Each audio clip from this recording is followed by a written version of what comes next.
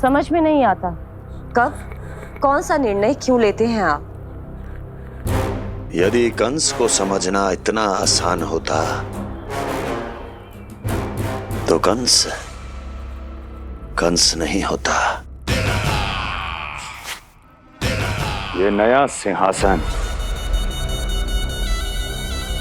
उसके लिए है जो मेरा विश्वास पात्र बनेगा।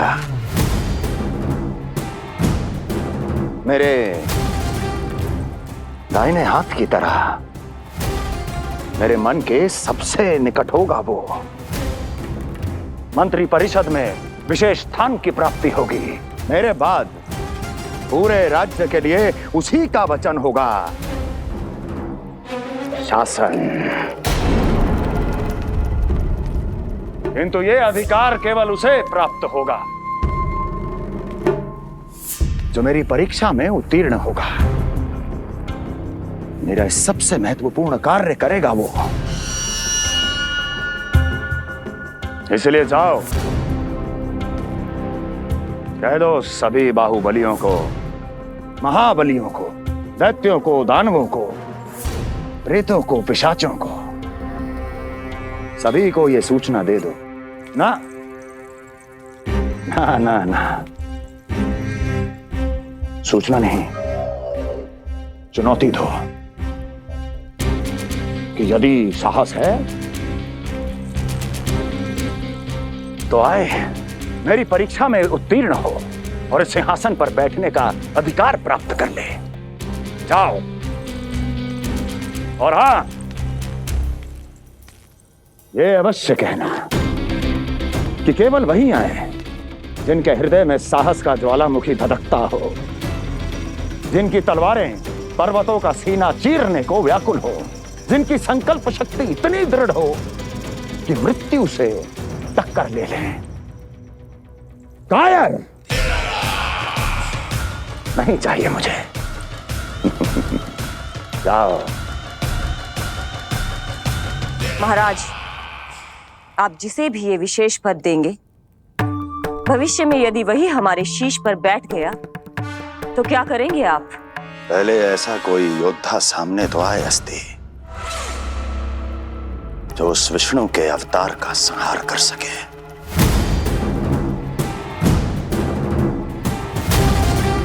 और जहां तक प्रश्न है हमारे शीश पर बैठने का, तो स्मरण रखो अस्ति, कंस को अच्छी तरह आता है ऐसे दुस्साहसियों को बीच दरबार में खड़ा करके अपनी उंगलियों के संकेत पर नृत्य करवाना। ता दीर्घ ता। और अपना कार्य सिद्ध होने के बाद उनके तन से उनके शीश को उतारना कंस को भलीभांति आता है।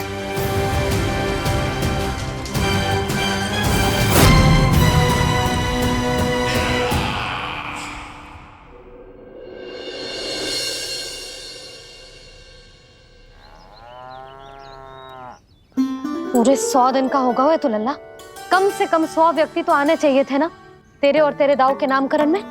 हाँ, अब तुम मुस्कुरा क्या रहो है? तू ही बता, जे भवन देख के लग रहा है कि यहाँ कोई उत्सव है?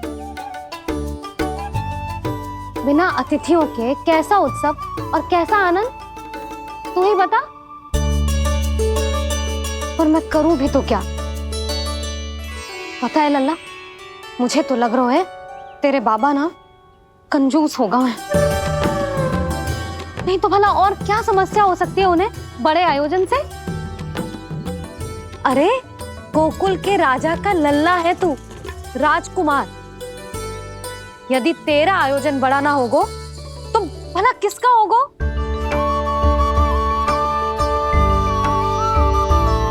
मेरी ही भूल है, मैं भोली हूं, इसीलिए व्यर्थ में तेरे बाबा की बातों में आ गई। मैं भोली हूं ना, व्यर्थ में उनका कहा मान गई। किंतु अब ना मैं कोई मांग रखूंगी, ना मैं उनसे बात करूंगी। और कहे देती हूँ लल्ला, सावधान जो इस बार तू बीच में आया तो। हाँ नहीं तो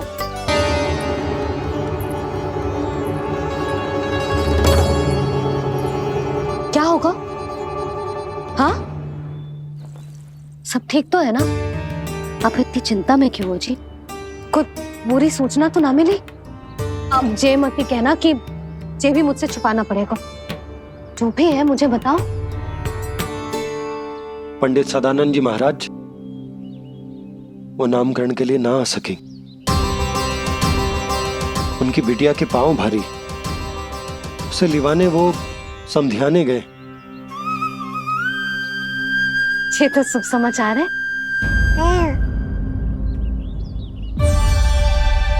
किंतु मेरे लल्ला का नामकरण अब वो सही मुहूर्त पे कैसे होगा? वही तो समझ ना आ रहा। ऐसे मन छोटा करने की आवश्यकता नहीं है मैया बाबा। आप दोनों तो स्वागत की तैयारी करो, आ रहे हैं वो।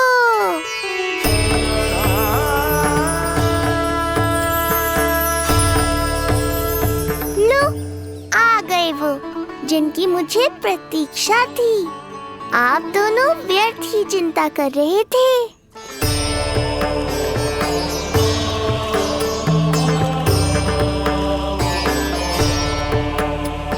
अब कौन करेगा मेरे लल्ला का नामकरण? ऋषि गर्ग, नंदराज, रानी भाभी, महान ऋषि गर्ग हमारे गांव में पधारे हैं।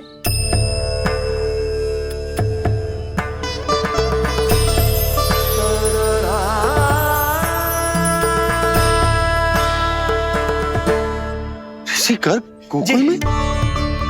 हाँ नंदराज, और कह रहे थे उन्हें यादव राज वासुदेव जी ने भेजो है रानी जी के पास। अरे तो तुम लोग खड़े खड़े क्या देख रहे हो? जाओ उनके सत्कार की तैयारी करो। जी यशोदा, उनके स्वागत की तैयारी करो। सुनो जी, वो तो यादवों के कुलगुरु है ना, रोहिणी जीजी के यहाँ आए हैं, हमारे यहाँ आएंगे। आप देखती जाओ मैया, वो सीधे हमारे घर ही आएंगे।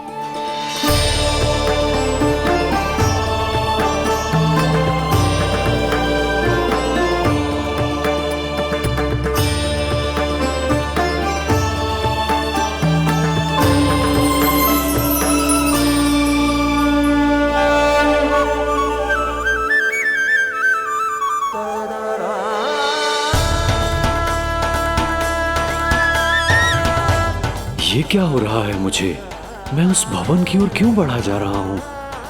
क्योंकि आपके यहाँ आने से ही मेरी मैया बाबा की चिंता समाप्त होगी ऋषिवर। ये बात तो मैं न जानता, परंतु मुझे जाकर उनको स्वागत करना चाहिए।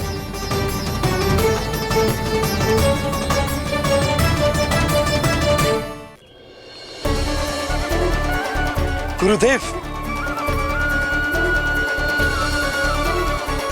कल्याण हो। भगवान श्री नारायण के महान भक्त आज हमारे गांव में पधारे। हमारा जीवन सफल है गया आज। वो भवन आपका है नंदराज? आपके शुभ चरण पड़ेंगे तो हमारा जय भवन पवित्र हो जाएगा। इतने बड़ी ऋषि अगर हमारे घर पधारेंगे तो हमारे तो भाग्य ही संवर जाएंगे। मैया आपके दर्शन को तरस रही है ऋषिवर।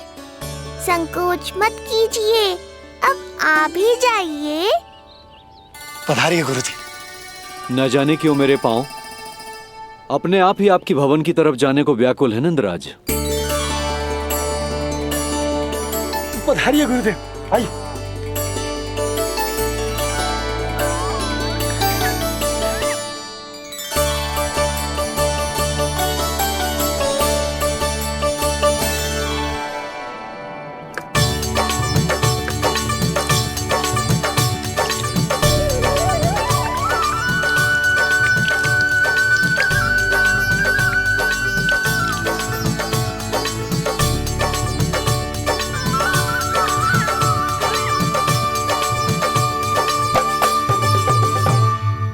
कल्याण हो।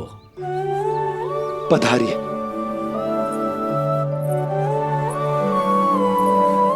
आया तो था मैं रानी रोहिणी के भवन में, पर पता नहीं कैसे यहाँ खींचा चला आया। विराजिए गुरुदेव। महाराज, आप इसे भी रोहिणी जिज्जी का ही घर समझिए। मैं अभी बुला कर लाती हूँ। महाराज, ये हमारा सौभाग्य है कि आपने यहाँ आना स्वीकार किया।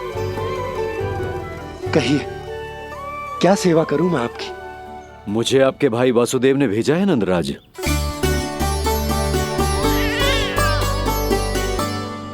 प्रणाम गुरुदेव। स्वामी जी ने आपसे इतने दूर आने का आग्रह किया है, अवश्य ही कोई बड़ा कारण होगा। कारण तो है, आपके पुत्र का नामकरण करने आया हूं मैं यहाँ।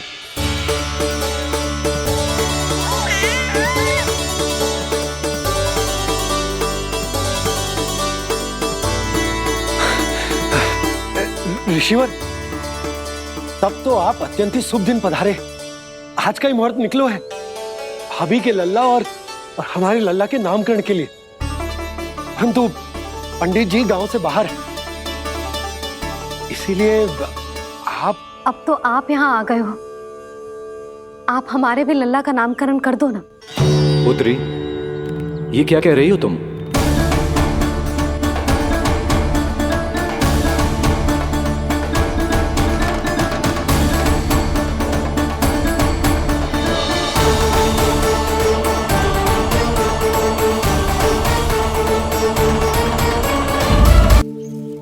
आप हमारे भी लल्ला का नामकरण कर दो ना। पुत्री, ये क्या कह रही हो तुम? विनती कर रही हूँ, और मेरी जे आग्रह अस्वीकार मत ही करो। आप दोनों भाइयों का नामकरण एक साथ हो जाएगा।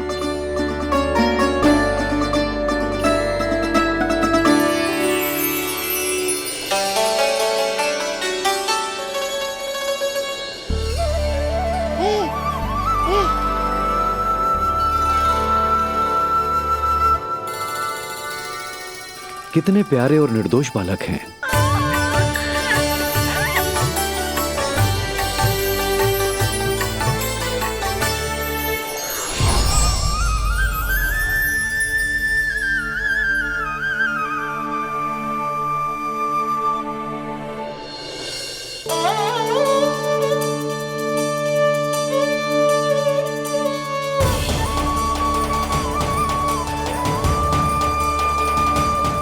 इन दोनों को देखकर गुरुदेव की आंखों में आंसू क्यों आ गए?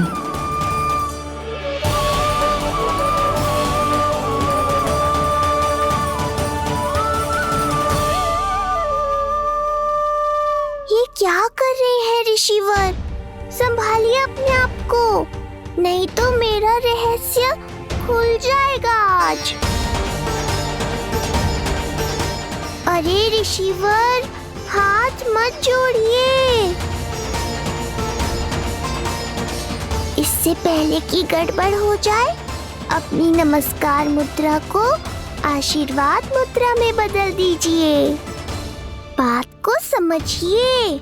मैंने ये अवतार मैया और लल्ला के अद्भुत संबंध का अनुभव करने के लिए लिया है, पर आपकी भावुकता के कारण यदि मैया को मेरा सत्य पता चल गया तो ये संबंध ही बदल जाएगा।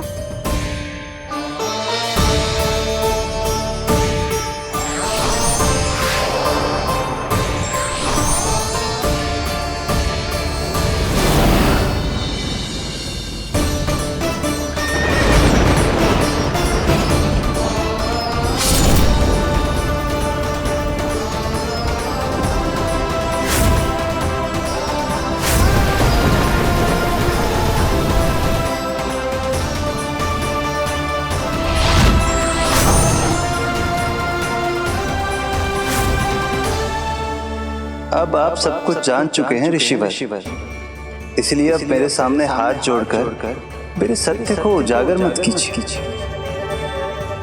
अपने शिष्य वसुदेव के पुत्र के रूप में मुझे आशीर्वाद दीजिए।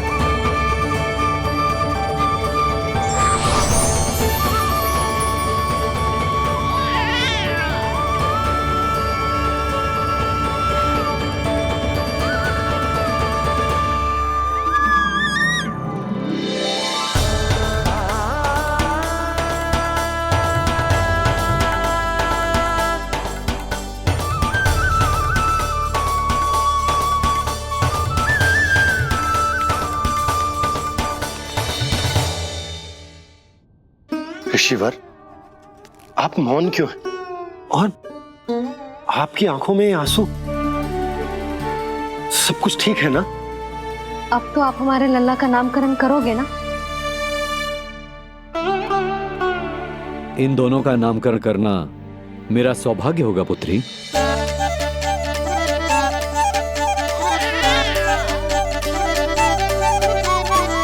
परंतु ये गोपनीय रूप से करना होगा।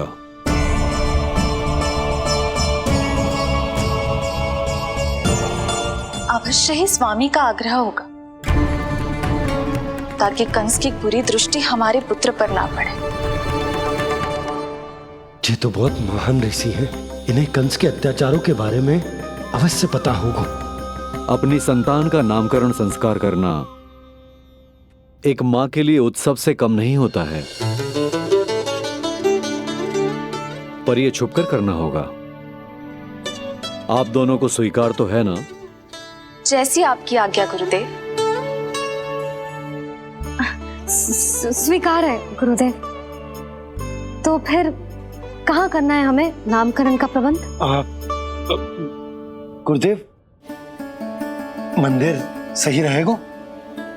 उससे पवित्र स्थान तो हो ही नहीं सकता है। ऋषिवर, आप तनिक विश्राम कीजिए, हम लोग प्रबंध करते हैं। मैं कुछ समय इन बालकों के साथ व्यतीत करना चाहूंगा। ये तो इनका सौभाग्य होगा। हमें आज्ञा दीजिए।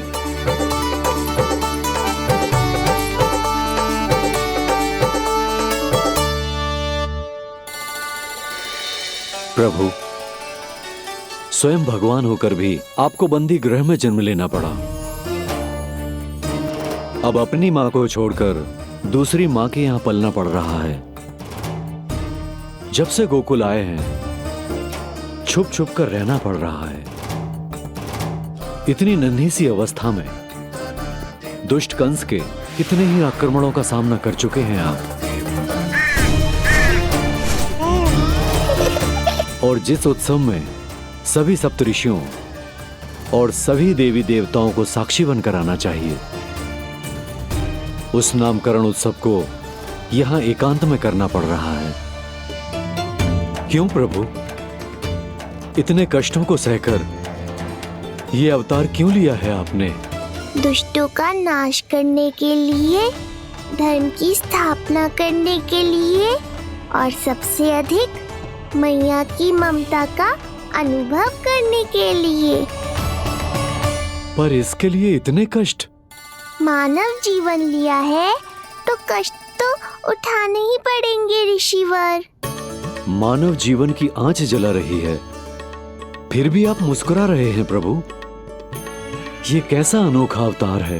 आंच में जलकर भी यदि मैं नहीं मुस्कुराऊंगा तो अपने भक्तों को क्या शिक्षा दूंगा मैं? आज एक कंस का प्रकोप है, भविष्य में सहस्रों कंस होंगे और आने वाले युगों में होंगे अनगिनत कंस।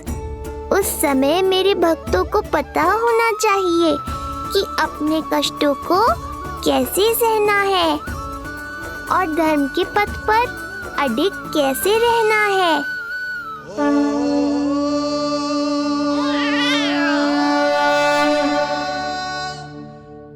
आप धन्य हैं प्रभु। देखा अस्ति, जब सिंह दहाड़ता है तो वन के सभी जीव जंतु इकट्ठे हो ही जाते हैं। वो सब जो मेरा विश्वास पात्र होने का अधिकार और ये सिंहासन पाना चाहते हैं, सामने आए। बुद्धि के बिना बल अपंग होता है महाराज, और मेरे पास बुद्धि और बल दोनों हैं। आप केवल आदेश दीजिए किसका संहार करना है।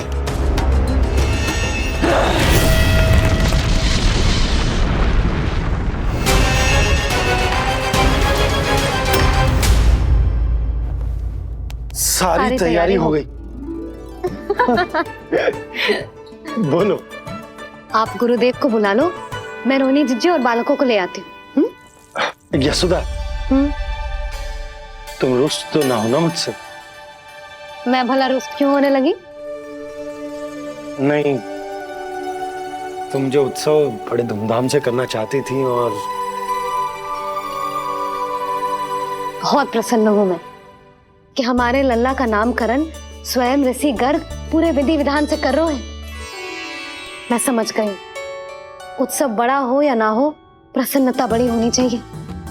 अरे मैं तो इतनी उत्साहित हूँ कि दोनों भाइयों का नामकरण आज के शुभ मुहूर्त पे हो रहे हैं। तो इससे पहले जो बीत जाए, जाओ। आप भी बुला लो।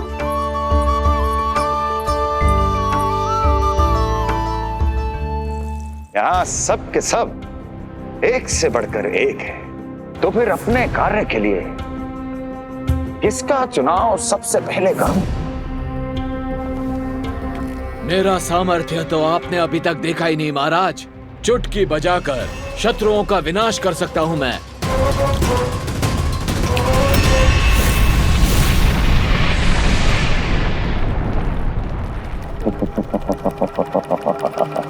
वाह! किंतु आपने तो बताया ही नहीं कि करना क्या है। वध करना है, एक नवजात बालक का वध। उसे साधारण बालक मत समझना।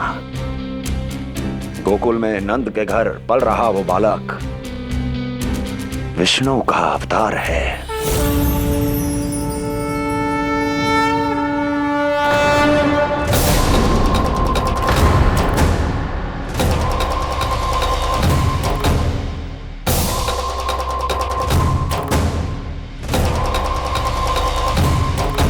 क्या हुआ? इतना सन्नाटा क्यों छा गया? क्षमा कीजिए महाराज, पर मैं नन्हे बालकों के साथ हिंसा नहीं करता। विष्णु अवतार बड़ा छलिया है महाराज, मैं उसका मुख भी नहीं देखना चाहता।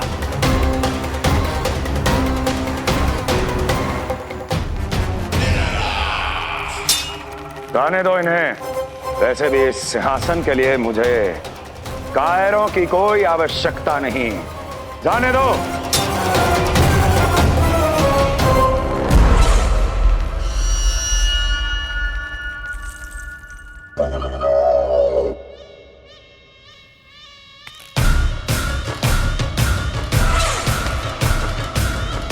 दुर्जन, क्या कहा था मैंने कहा था केवल वही आए जिनके हृदय में साहस का ज्वालामुखी धधकता हो, जिनकी तलवारें पर्वतों का सीना चीरने के लिए व्याकुल हो, जिनकी संकल्प शक्ति इतनी दृढ़ हो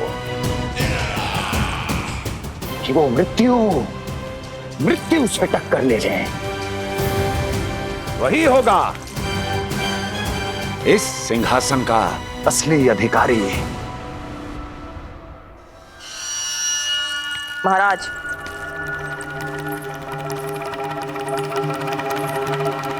ना तो आपके दिए इस सम्मान का कोई मूल्य रह गया है और ना ही आपके भय का। अभी अभी आपने ही कहा था ना कि जब वन में कोई सिंह दहाड़ता है तो उस वन के सभी जीव जंतु एक जगह एकत्रित हो जाते हैं, परंतु उसी वन में जब कोई बब्बर सिंह दहाड़ता है तो वही जीव जंतु भय के मारे इधर उधर भागने लगते हैं। निश्चित ही वो बालक इन सब के लिए बब्बर सिंह बन चुका है। उसका भय हमारे साम्राज्य की नींव हिला रहा है महाराज।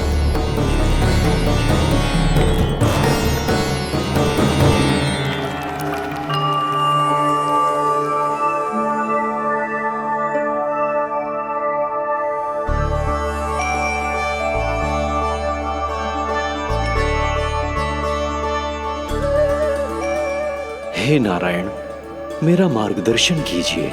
हे मां सरस्वती, मुझे आशीर्वाद दीजिए ताकि मैं दोनों बालकों के लिए सर्वोत्तम नामों का चुनाव कर पाऊं।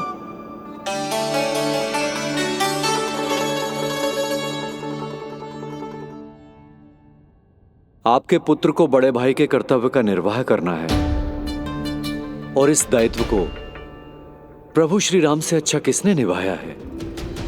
जैसा अटूट संबंध उनका अपने भाइयों के साथ था, मैं श्री नारायण से प्रार्थना करता हूं कि वैसा ही प्रेमपूर्ण संबंध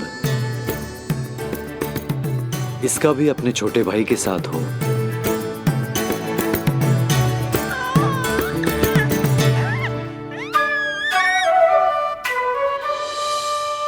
इसीलिए इसका नाम राम हो, इसीलिए इसका नाम राम, इसीलिए इसका नाम राम।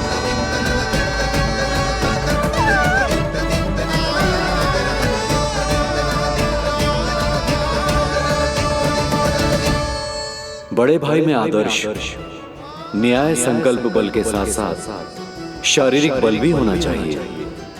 मैं देख पा रहा हूं ये बालक इन सब बलों के लिए जाना जाएगा। इसलिए जो नाम इसके व्यक्तित्व के लिए सबसे उचित है वो है बलराम। बलराम, बलराम।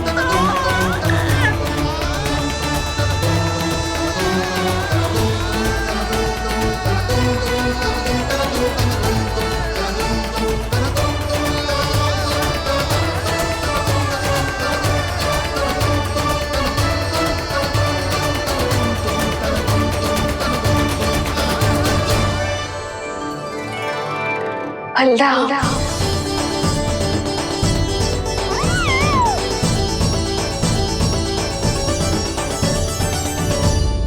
तो फिर उसका नाम बल राम रखना। कैसा अद्भुत संयोग है रिसीवर। जब इसके जन्म की सूचना देने में वसुदेव भैया के पास मथुरा गया था, तब उन्होंने भी यही नाम रखा था, बलराम। ये संयोग नहीं, नारायण की इच्छा है नंदराज। बलराम से अधिक उपयुक्त नाम इस बलराम के लिए कुछ और हो ही नहीं सकता है। पर मैं तो दाऊ कहकर ही बुलाऊंगा इन्हें, बलदाऊ।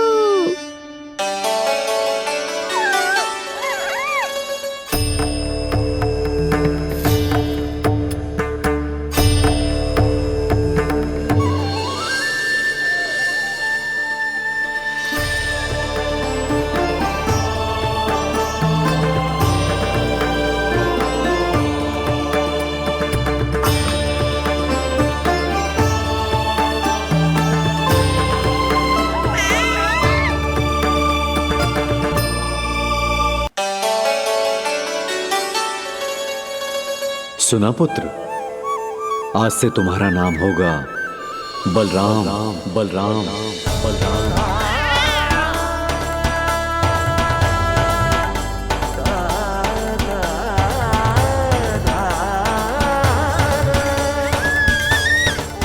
गुरुदेव, कितना अद्भुत नाम दिया है आपने इसे। अब मेरे लल्ला को भी ऐसा ही कोई उत्तम सा नाम दे दो।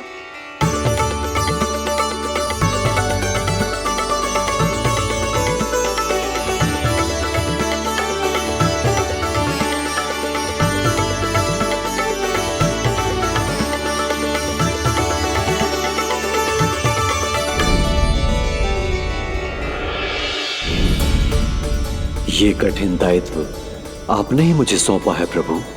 इसे निभाने की क्षमता भी आप ही दीजिए।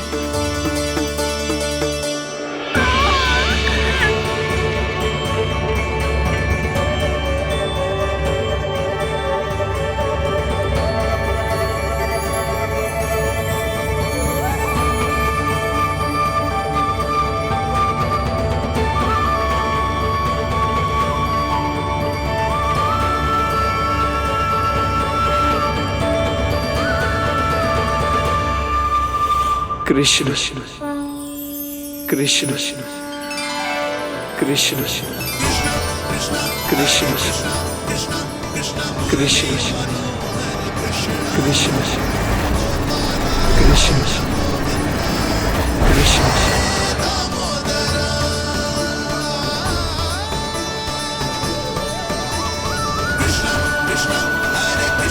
कृष्ण। कृष्ण मुरली मनोहर कृष्ण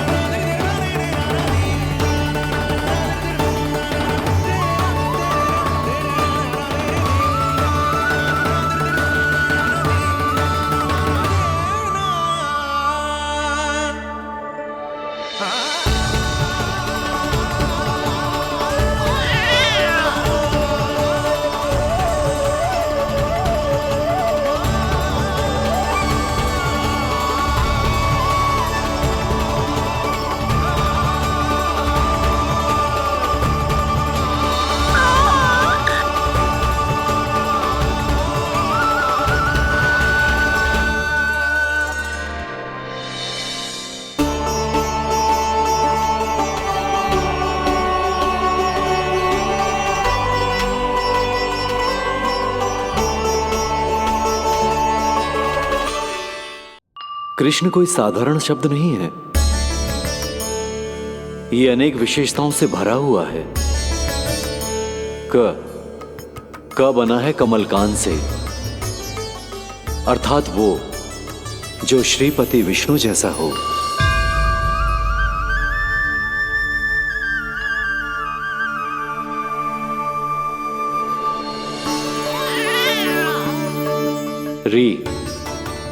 री की उत्पत्ति हुई है श्री राम से, अर्थात वो जो सबके हृदय में बस जाए। ऐश्वर्य के स्वामी विष्णु के लिए, अर्थात वो जो समृद्धि लेकर आए।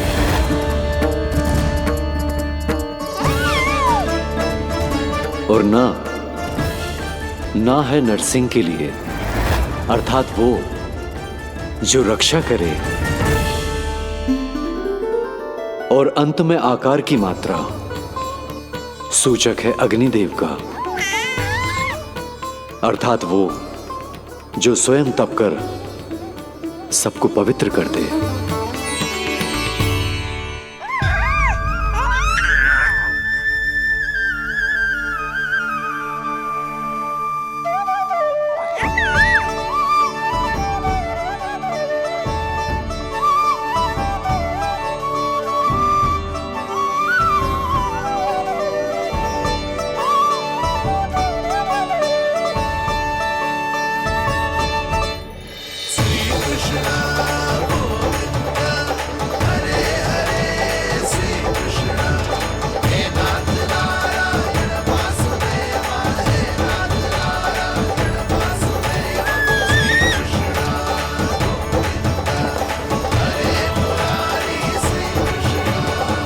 आज से तुम्हें सारा संसार जिस नाम से पहचानेगा वो नाम है कृष्ण। वो नाम है कृष्ण। वो नाम है कृष्ण। वो नाम है कृष्ण। कृष्ण कृष्ण कृष्ण कृष्ण कृष्ण कृष्ण कृष्ण कृष्ण कृष्ण कृष्ण कृष्ण कृष्ण कृष्ण।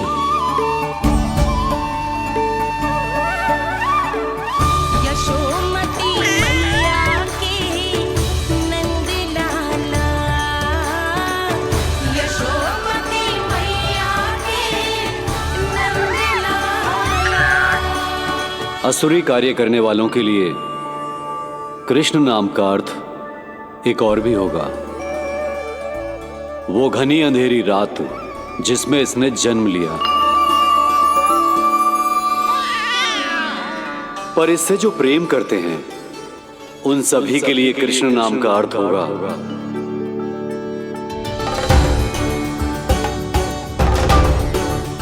अतुलनीय सुंदरता और अथाह प्रेम।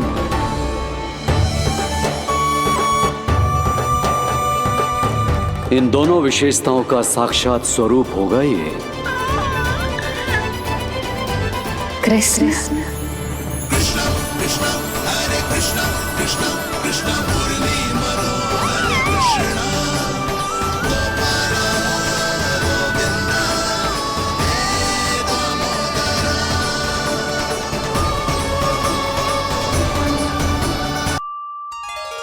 कृष्ण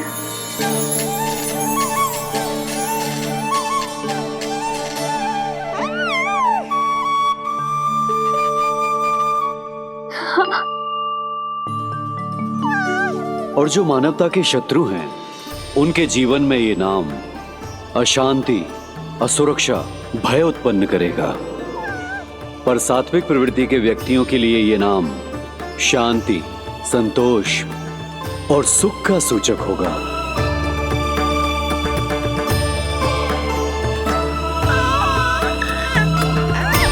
कृष्ण कृष्ण कृष्ण कहां से आ रही है ये ध्वनियां? कहां से आ रही है ये ध्वनियां?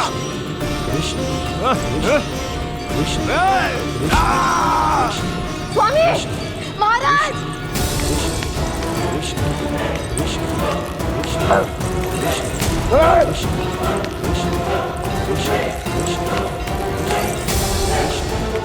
कैसी ध्वनि महाराज?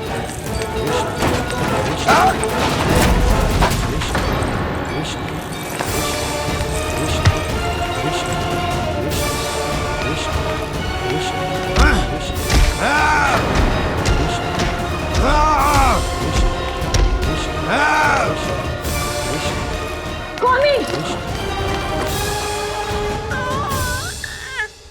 कृष्ण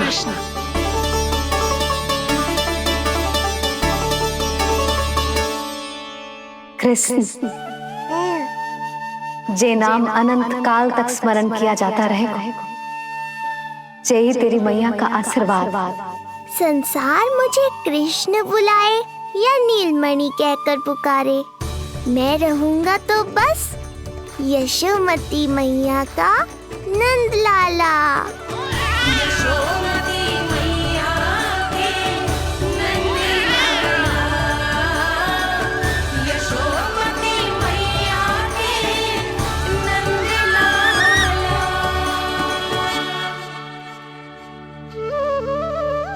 गुरुदेव, आपने मेरे लल्ला को इतना प्यारा नाम दियो है, उसके लिए आपका बहुत बहुत धन्यवाद। एक बार गोपियों को पता चलेगा तो देखना कैसे रटने लगेंगी मेरे लल्ला का नाम। इससे पहले कि आप सब बाहर जाकर किसी और को बताएं, एक कर्मकांड शेष है। नामकरण के बाद पिता को आशीर्वाद के रूप में कुछ न कुछ उपहार बालक को अवश्य देना चाहिए।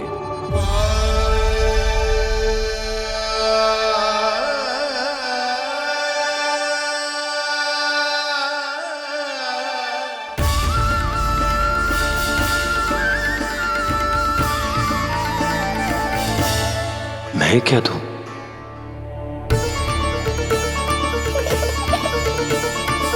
वासुदेव मेरे शिष्य हैं और उनकी अनुपस्थिति में यह दायित्व मैं निभाऊंगा।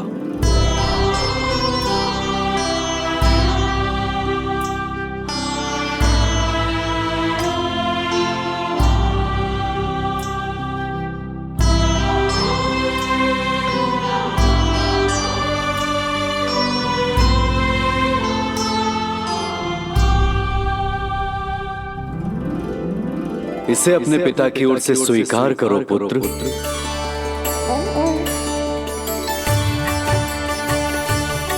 कल्याण हो।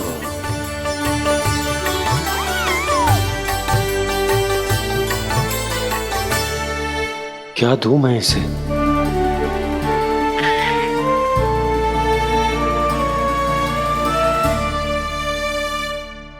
आप सोच क्या रहे हो? आशीर्वाद दो ना अपने कृष्ण को। अच्छा, सोच रहा हूं कि लल्ला को क्या दूं।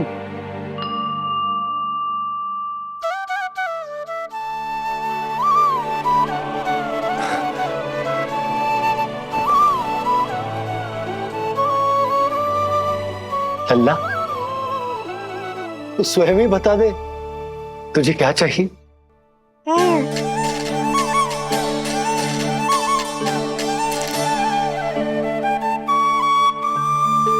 देखो जी, लल्ला ने ही आपकी उलझन समाप्त कर दी।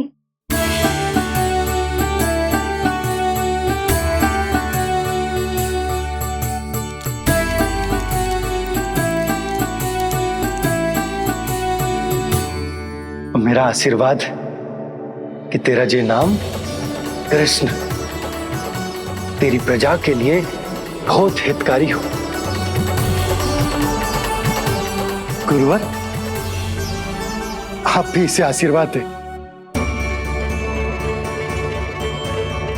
जिनके आशीर्वाद से ये पूरा संसार संचालित होता है, उन्हें मैं क्या आशीर्वाद दूं?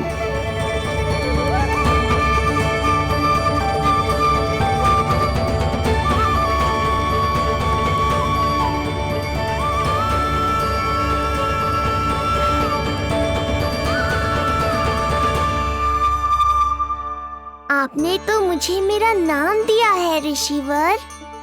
ये तो मेरा सौभाग्य था प्रभु कि आपने इस कार्य के लिए मुझे चुना। पर आपका कार्य अभी समाप्त नहीं हुआ ऋषिवर। एक विनती और है मेरी। आज्ञा दीजिए प्रभु, क्या करना होगा मुझे? बाबा को मेरी वास्तविक पहचान बतानी होगी आपको,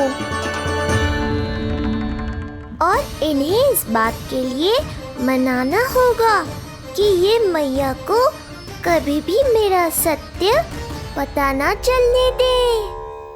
पर प्रभु, मैं ये कैसे कर पाऊंगा? आप ही कर पाएंगे ऋषिवर, क्योंकि अब आप इस कृष्ण अवतार के मुख्य उद्देश्य को जानते हैं। बंद करो, बंद करो ये ध्वनिया। कौन सी ध्वनिया? ये ध्वनिया बंद करो, बंद करो। क्या सुनाई दे रहा है आप? ये शब्द जो मेरे कानों में गूंज रहा है। भरत, भरत समझिए। रुक जाइए। मुझे मारा।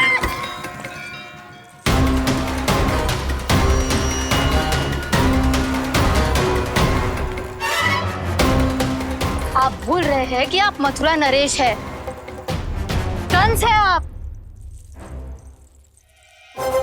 और किसी भी व्यक्ति, वस्तु या घटना से महाराज कंस इतने व्यथित नहीं हो सकते कि वो सुदबुद्ध खो बैठे। स्वयं को संभालिए महाराज। बंद हो गई, बंद हो गई, बंद हो गया वो स्वर, बंद हो गई वो ध्वनिया। काफी। यूं मत सोचना कि मैं तुम्हें सुन नहीं रहा था। तुम सत्य कह रही हो। मैं कंस हूं। किसी भी व्यक्ति, वस्तु या घटना से व्यथित नहीं हो सकता। दुर्जन! जी महाराज। इस सिंहासन को पुनः स्थापित करो। यदि कोई भी योग्य इसे स्वयं सिद्ध करने नहीं आता तो मुझे पता है मुझे क्या करना है, कैसे उस दुष्ट बालक का संहार करना है। मैं भली भांति जानता हूं। ये दायित्व आपको ही निभाना होगा ऋषिवर। इससे दो लाभ होंगे। एक तो मेरे बाबा कंस के कारण होने वाली चिंता से मुक्त हो जाएंगे, और आवश्यकता पड़ने पर मेरी पहचान को मैया से सुरक्षित रखने में सहायता भी करेंगे।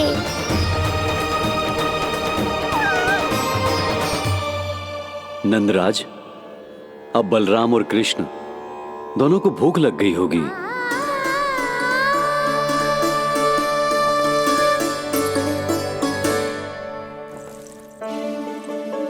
प्रणाम गुरुदेव। प्रणाम गुरुदेव।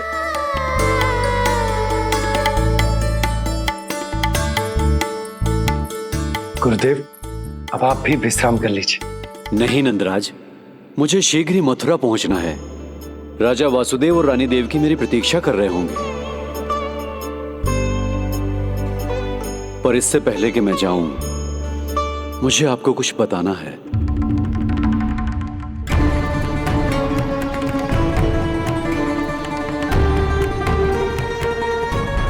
गुरुदेव, आपके ललाट पर बल पड़ गए।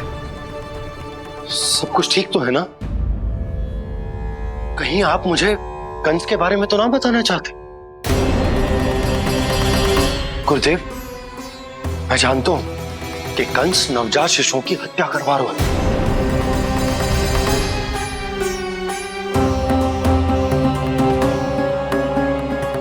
कंस नहीं, कृष्ण के बारे में कुछ कहना है मुझे।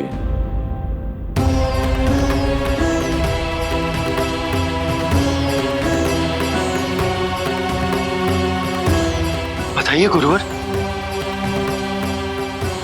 मैं एक ऐसा सत्य बताने जा रहा हूं नंदराज, जो है तो वरदान, पर उसे स्वीकारना आपके लिए बहुत कठिन होगा। गुरुदेव, आप जो कह रहे हैं वो मैं समझ ना पा रहा हूं। बताइए ना।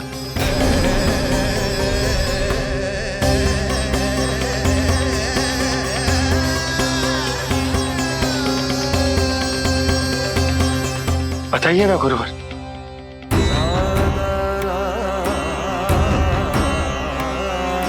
सत्य यह है नंदराज, कृष्ण राजा वासुदेव के पुत्र हैं। कृष्ण राजा वासुदेव के पुत्र हैं। कृष्ण राजा वासुदेव के पुत्र हैं।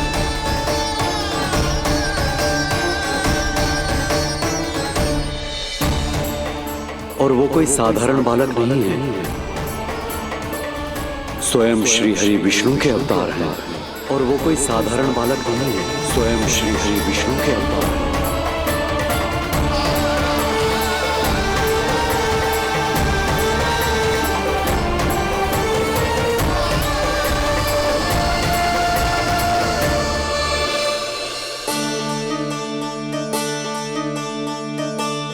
अशु विचित्र लग रहा है। कौन हो तुम? मैं हूं श्री विष्णु का अवतार। शिव, कैसे संभव है गुरुदेव? वो तो नन्हा सा बालक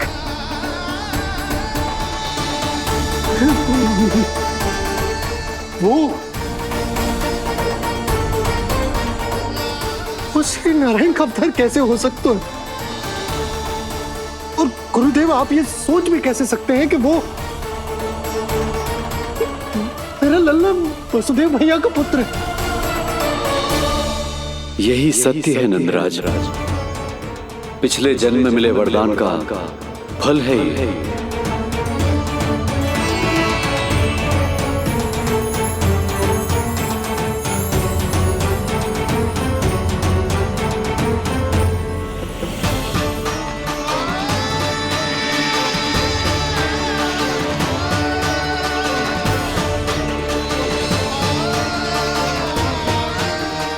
मैं आपकी संतान के रूप में अवश्य आऊंगा, किंतु उसके लिए आपको मेरे अगले अवतार के बाद एक और अवतार की प्रतीक्षा करनी होगी, क्योंकि अगले जन्म के लिए मैं पहले ही ये वरदान माता देवकी को दे चुका हूं। इस समय मैं विवश हूं, किंतु मैं आपको वचन देता हूं, आपकी संतान बनकर अवश्य आऊंगा, मैं अवश्य आऊंगा। प्रभु, श्री हरि को अपने सामने देखकर मेरी व्याकुलता का बांध टूट गया है। 2 जन्म बहुत बड़ा समय होता है स्वामी। अपने पुत्र के रूप में हरि को गोद में खिलाने के लिए अब मैं और 2 जन्मों तक प्रतीक्षा नहीं कर सकती। धरा!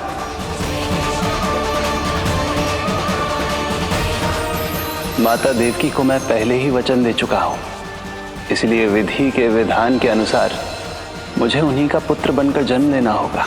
किंतु आपकी आतुरता का अनुभव करने के बाद अब मैं भी आपका स्नेह पाने से स्वयं को और वंचित नहीं रख सकता। ये जो भी हो रहा है प्रभु की ही लीला है। कृष्ण के जन्म के तुरंत बाद भगवान विष्णु के आदेश पर वासुदेव जी के यहां आना पड़ा और आपकी और रानी यशोदा की पुत्री को अपने पुत्र के साथ बदलना पड़ा और इस तरह कृष्ण आपके और रानी यशोदा के पुत्र बन गए।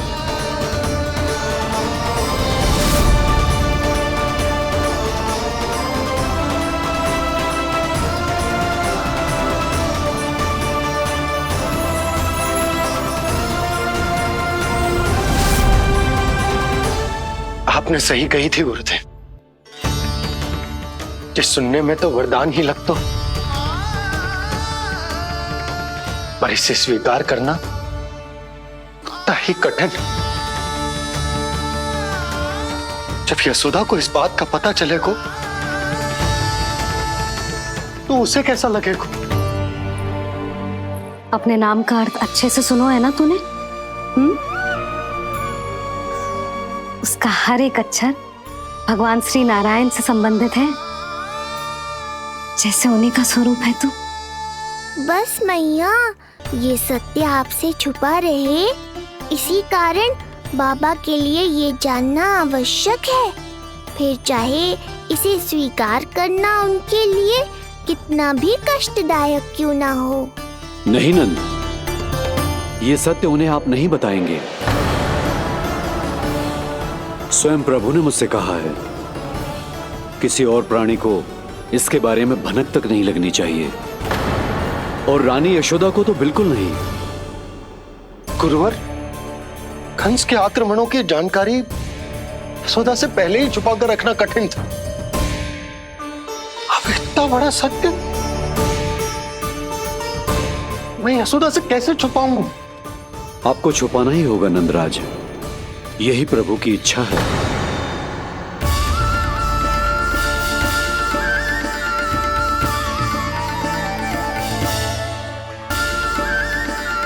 और क्यों गुरुवर?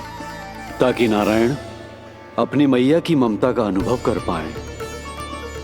यही तो उनके अवतार का मुख्य उद्देश्य है। मुख्य उद्देश्य? हाँ नंदराज, नर नारायण के अवतार में अपनी तपस्या करते समय प्रभु ने जो अनुभव किया था, उसके कारण ममता के सुख का अनुभव करने के लिए प्रभु व्याकुल हो उठे थे। ऐसा क्या हुआ था, मुझे भी बताइए। हो सकता है ये बात इस सत्य को स्वीकार करने में मेरी सहायता करे। बहुत समय पहले की बात है। अनेक देवी देवता परम प्रभु विष्णु के पास बैकुंठ गए थे। वहां प्रभु की आंखों में आंसू देखकर वो सभी स्तब्ध रह गए।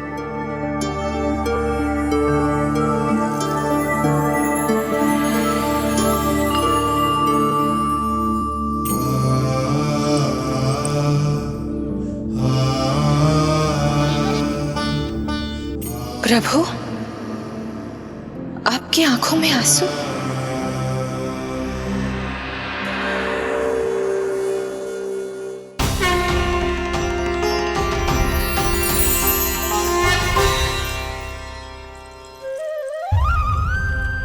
चिंता मत कीजिए, आप सब तो जानते हैं हिरण्यकश्यप को मारने के लिए मैंने नरसिंह अर्थात आधे मानव और आधे सिंह के रूप में अवतार लिया था। उस राक्षस का वध करने के बाद नर और सिंह दोनों भागों ने अलग अलग होकर नर और नारायण के रूप में पुनः जन्म लिया। वर्तमान में वो दोनों बद्रिकाश्रम में तपस्या कर रहे हैं।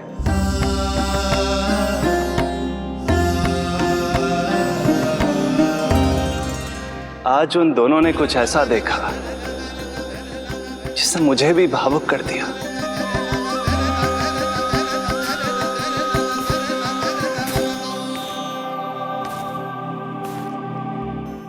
सखा, ये युवक कौन है? निकट के एक गांव के धनी व्यापारी का पुत्र है ये।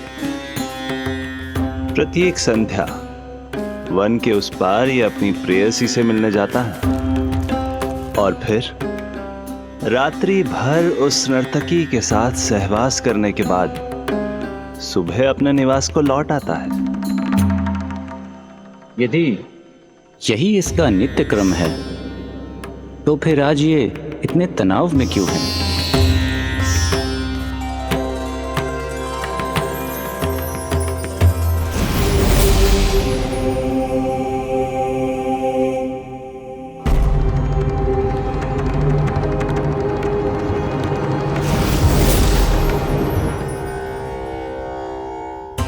कल रात्रि प्रेम क्रिया के मध्य उस नर्तकी ने इससे पूछा, ये सबसे अधिक प्रेम किससे करता है? जब इसने कहा तुमसे, तो वो बोली, तुम्हें अपने प्रेम को सिद्ध करना होगा। अपनी मां के हृदय को उसके तन से अलग कर मुझे सौंपना होगा। मां का हृदय? क्या हुआ प्रभु? वो लाया अपनी मां का हृदय? ये जिज्ञासा यक्ष प्रश्न बनकर पूरे दिन नर और नारायण के मस्तिष्क में कौंधती रही। उन्होंने संध्या होने तक वहीं नदी किनारे प्रतीक्षा करने का निर्णय लिया।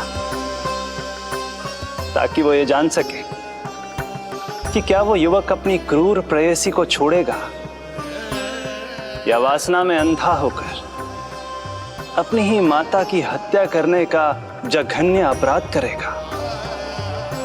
अब उसके वन पार करने का समय बीत चुका है। युवक ने विवेक का परिचय दिया है सखा। हे प्रभु, आपका कोटि कोटि धन्यवाद।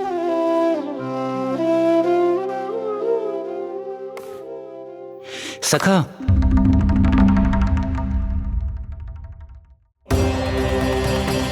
सखा मुझे बताओ, जो अकल्पनीय था कहीं वो घट तो नहीं गया?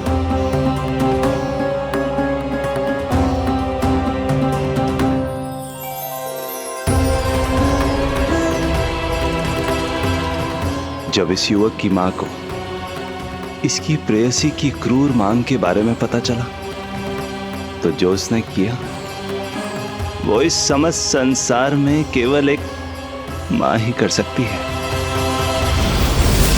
बस इतनी सी बात?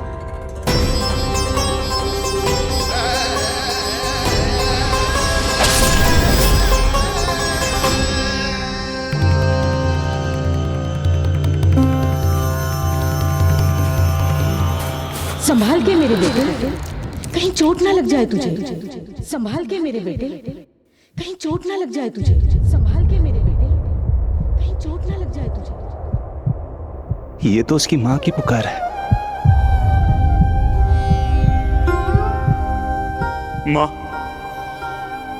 मैंने क्या कर दिया मां?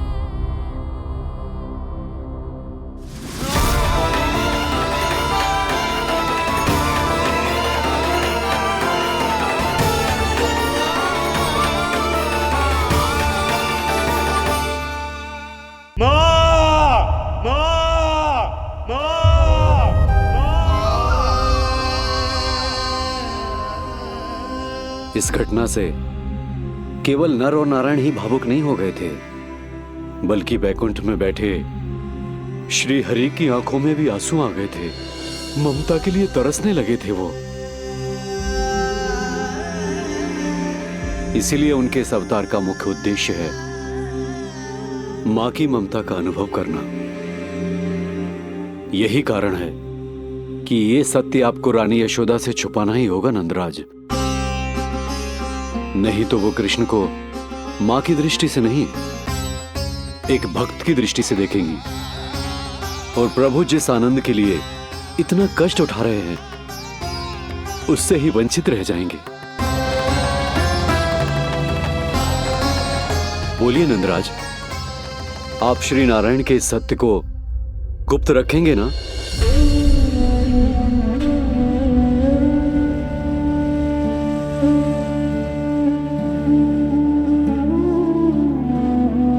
प्रभु ने मुझे कैसी दुविधा में डाल दिया है गुरु। यशोदा से तो ये सत्य मैं छुपा भी लूंगा, परंतु स्वयं से कैसे छुपाऊंगा? और बाबा होने को सुख, उसको अनुभव कैसे कर पाऊंगा? जो हो रहा है और जो भी होता है सब उनकी ही इच्छा से होता है नंदराज। इसलिए आगे का मार्ग भी वही दिखाएंगे। अब मैं चलता हूं नंदराज। राजा वसुदेव और रानी देवकी नामकरण के बारे में जानने के लिए व्याकुल हो रहे होंगे।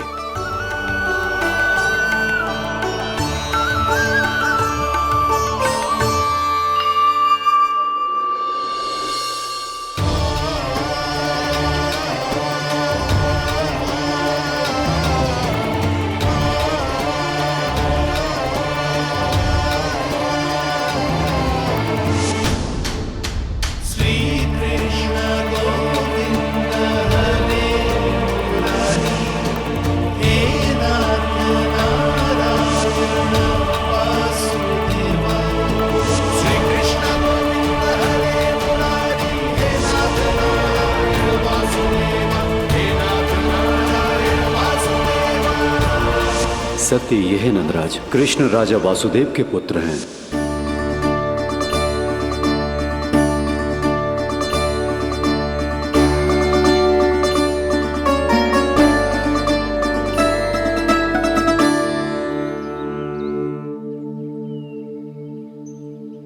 नंदराज, अपने आप को संभालिए और शांत चित्त से घर लौटिए। और हां, स्मरण रखिए कि प्रभु ने आपको बहुत ही बड़ा उत्तरदायित्व सौंपा है, आपको उसे निभाना ही होगा।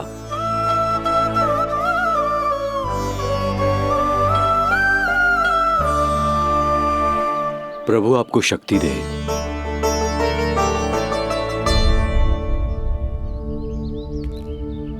आप बहुत सौभाग्यशाली हैं नंदराज, जो प्रभु आपके घर पल रहे हैं। उनके बारे में सोचिए जिनके यहां प्रभु ने जन्म लिया है।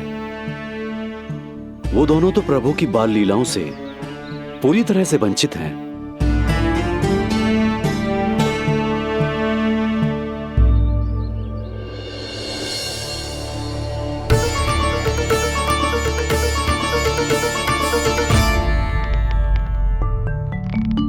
कहाँ रह गए तेरे बाबा लल्ला? जो आए क्यों ना अब तक?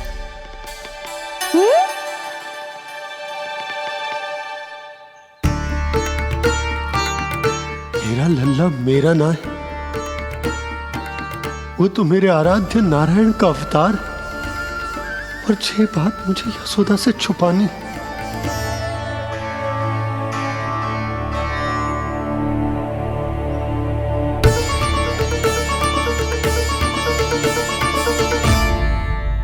बाबा वहीं खड़े मत रहो, अब आ भी जाओ ना।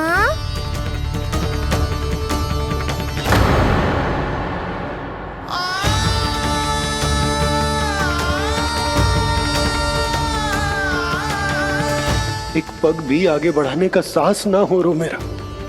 हे प्रभु, आप ही बताओ, अपने आराध्य को, अपने इष्ट देव को अपने लल्ला के रूप में कैसे देख पाऊंगा मैं जानता हूँ बाबा, ये बहुत कठिन है, पर भीतर तो आओ।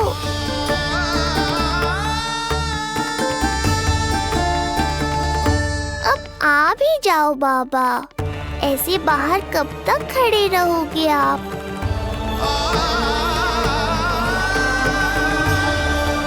बस बाबा, बस आ जाओ भीतर, आ जाओ, आओ ना, आओ ना।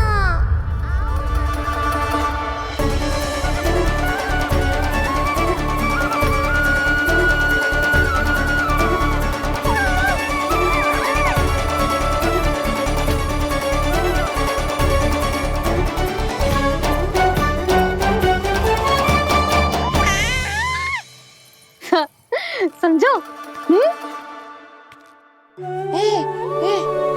जब तू इधर उधर भाग रहा होगा तो तुझे बुलाने के लिए मैं तुझे ऐसे पुकारूंगी, कृष्ण।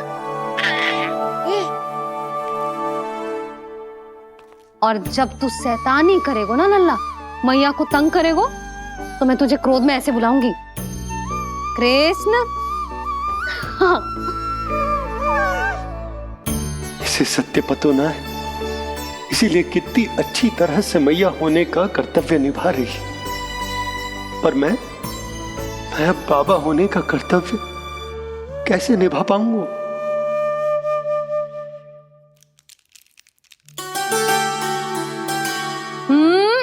सावधान।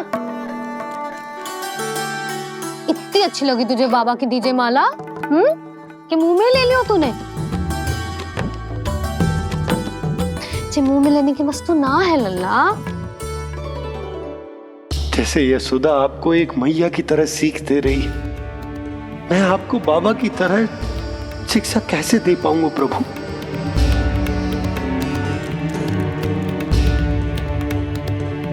कृष्ण, अभी मना किया ना मैया ने?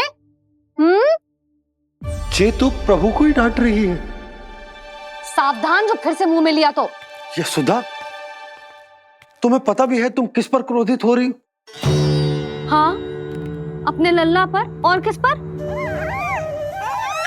मेरे कहने का अर्थ ये है कि तुम्हें सच में पता भी है जे कौन है? स्वयं प्रभु ने मुझसे कहा है किसी और प्राणी को इसके बारे में भनक तक नहीं लगनी चाहिए, और रानी यशोदा को तो बिल्कुल नहीं, और रानी यशोदा को तो बिल्कुल नहीं, और रानी यशोदा को तो बिल्कुल नहीं। यही कहना चाहते हो ना आप कि मैं गोकुल के राजकुमार को डांट रही हूँ? अरे पर मैया और बाबा का स्थान तो हर पद से ऊंचा होता है ना जी। माँ और बाबा को तो अधिकार होता है ना प्रेम करने का भी और भूल पर डांटने का भी। बस यही बात आपको समझनी है बाबा, फिर सब पहले जैसा हो जाएगा। मैं समझता हूँ जे, पर ये विचार के जे केवल हमारा पुत्र ना है, ये स्वयं नारायण का अवतार भी है, इसे अपने मन से निकाल ना पा रहा हूं मैं। ओहो, आपको समझाना तो मैया को संभालने से भी अधिक कठिन है बाबा। लल्ला, अरे लल्ला। जशोदा जी, आपने हमें नामकरण के लिए ना बुलायो। कोई बात ना है, लेकिन ये तो बताओ कि लल्ला का नाम क्या रखो है? हाँ भाभी, बताओ ना। हाँ जीजी, अब और प्रतीक्षा ना हो रही हमसे। इसका नाम रखो है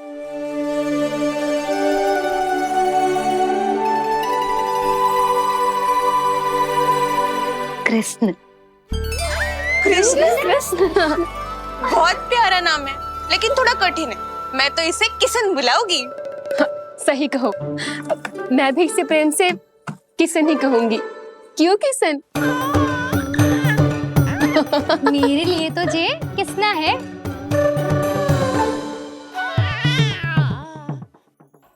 क्या कर रही हैं ये सब? बाबा, इन सब के लिए मैं केवल कृष्ण हूँ, भगवान नहीं।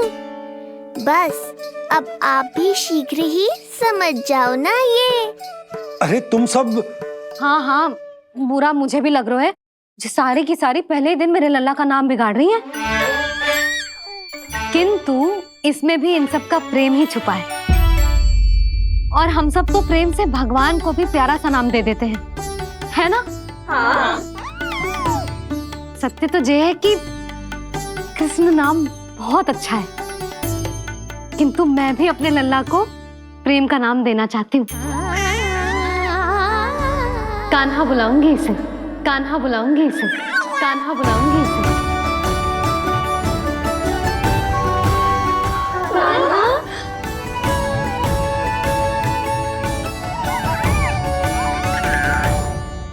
कान्हा, अनोखी ध्वनि, सहज सा मीठा, मैं भी इसे कान्हा ही पुकारूंगी।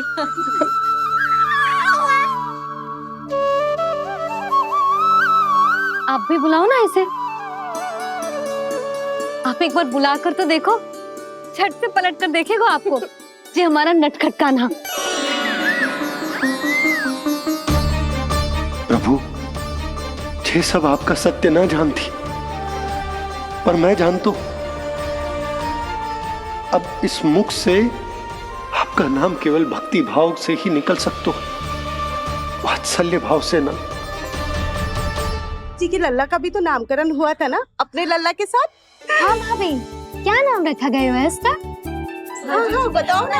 हाँ भाभी, बोलो ना। बोलो ना, बताओ ना जीजी। ना, देखो, एक मैया से उसके लल्ला का नया नाम बताने का आनंद मैं ना छीन सकती।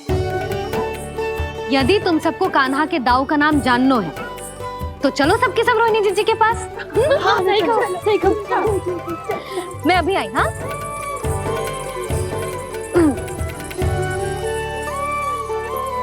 सुनो जी, आप लल्ला को संभालो, मैं अभी आई। मैं कैसे? ये प्रभु, लल्ला जी क्या मैं कर रहे हो?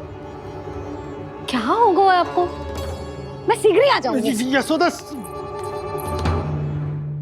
मुझसे दूर कब तक रहोगे बाबा?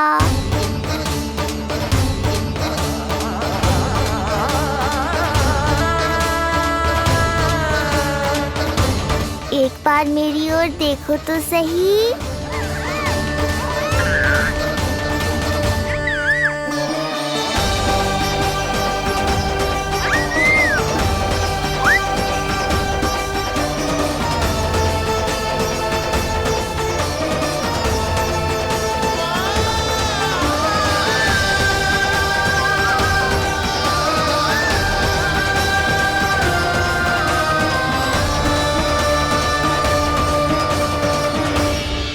प्रभु, मुझे दुविधा में डालकर आप मुस्कुरा रहे हो। ये कैसी परीक्षा है?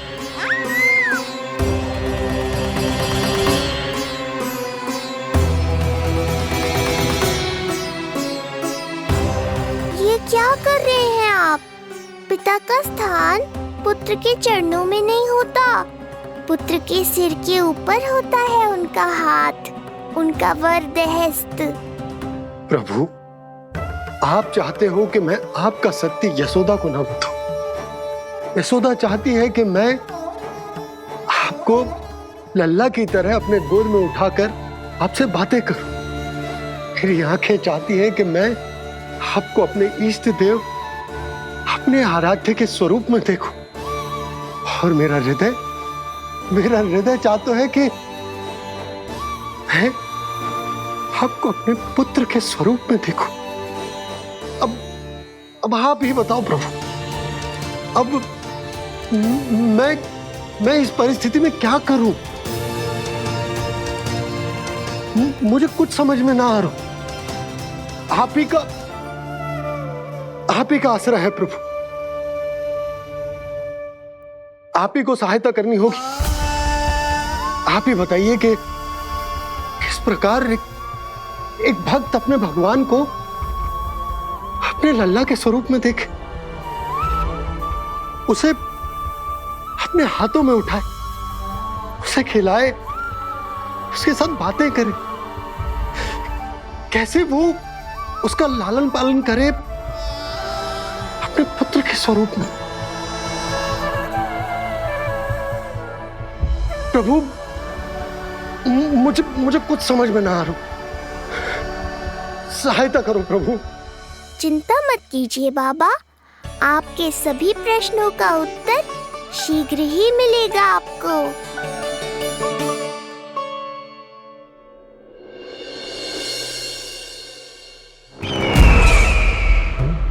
ऋषि गर्ग पधारे हैं महाराज।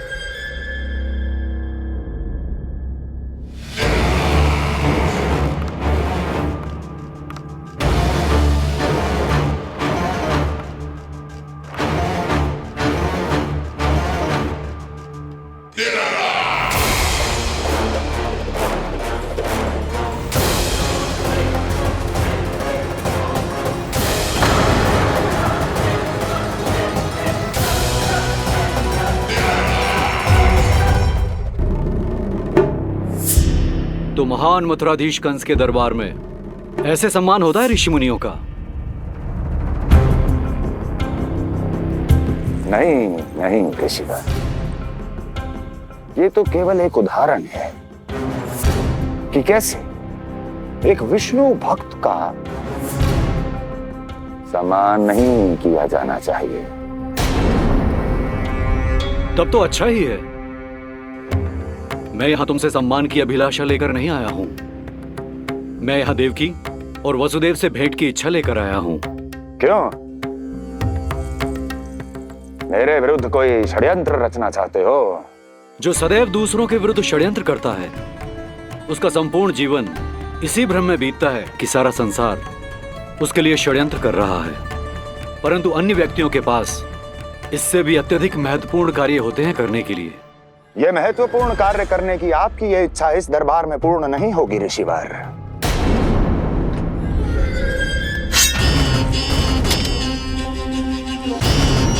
मैं आपको उन दोनों से भेंट करने की आज्ञा नहीं दूंगा। कैसे रोकोगे मुझे? कैसे? बड़ा ही विचित्र प्रश्न है, किंतु इसका उत्तर बड़ा ही सरल है ऋषिवर। जानते हैं, मेरे दिन का आरंभ कैसे होता है। किसी ना किसी का संहार करके। और यदि एक संहार और हो जाएगा तो मुझे क्या अंतर पड़ेगा। स्वयं से एक प्रश्न पूछो कंस, स्वयं से एक प्रश्न पूछो कंस। मेरा संहार करने के लिए, मेरा संहार जिस संकल्प शक्ति की आवश्यकता है, संकल्प शक्ति की आवश्यकता वो है तुम में, वो है तुम में। कर पाओगे मेरा संहार? जिस संकल्प शक्ति की आवश्यकता है, जिस संकल्प शक्ति की आवश्यकता वो है तुम में, वो कर पाओगे मेरा संहार? कर पाओगे मेरा संकल्प शक्ति की आवश्यकता है, संकल्प शक्ति की आवश्यकता। बोलो कंस, बोलो। यदि मैंने श्राप दे दिया, यदि मैंने श्राप तुम्हारा कौन सा कवच तो तुम्हारा उसे सत्य होने से रोक पाएगा, उसे सत्य होने से रोक पाएगा। बोलो कंस, बोलो। यदि मैंने श्राप दे दिया, यदि मैंने श्राप तुम्हारा कौन सा कवच तो तुम्हारा उसे सत्य होने से रोक पाएगा, उसे सत्य होने से रोक पाएगा। ऋषिवर, यदि आपके हृदय में स्वामी के विरुद्ध षड्यंत्र करने की इच्छा नहीं है तो महाराज भी आपको किसी से भेंट करने से रोकना नहीं चाहेंगे, है ना महाराज?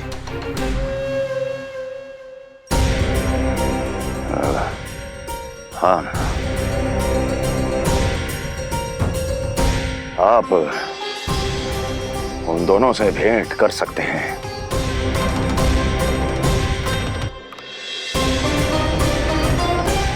दुर्जन, इन सब पर दृष्टि रखो।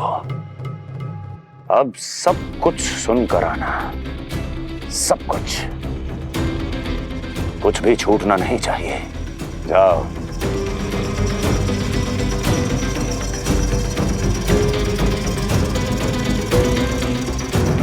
लगता है प्राप्ति राजकार्य सीख रही है मुझसे।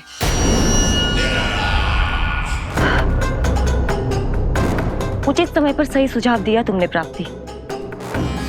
अब आसानी से पता लग जाएगा कि ऋषिगढ़ के यहाँ आने का वास्तविक कारण क्या है महाराज।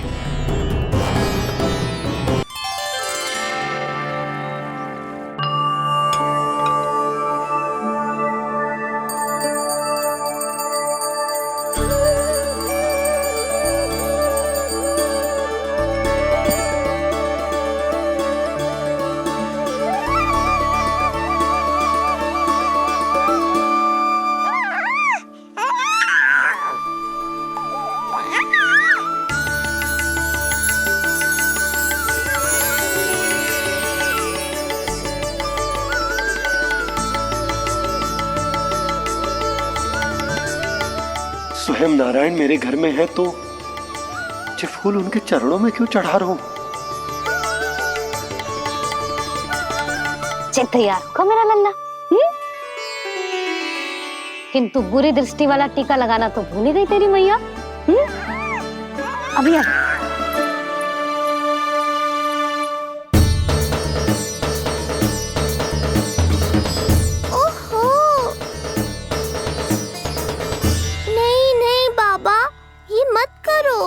मैया आ रही है, उन्हें पता चल जाएगा।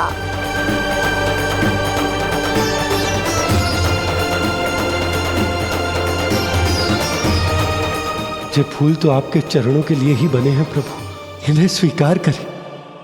बाबा, ये सत्य मैंने आपको अपना साथ देने के लिए बताया था, अपने आप को फंसाने के लिए थोड़े ना।